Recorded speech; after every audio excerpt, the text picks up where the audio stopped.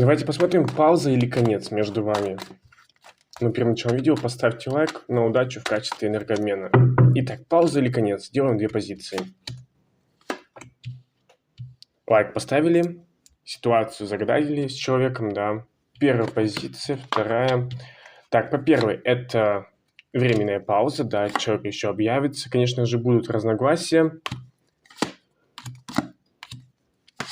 Но эти разногласия должны привести к семейному благополучию, к счастью. По второй позиции пауза, долгая пауза. Тут человек показывает характер, тут человек ограждается, какие-то обиды, недопонимание, все не так, как человек хочет. Уход-приход, знаете, то есть человек будет показывать это как специально на показ, какие-то качели. Но это тоже не конец, это пауза. И человек объявится. Напишите, это будет в комментариях.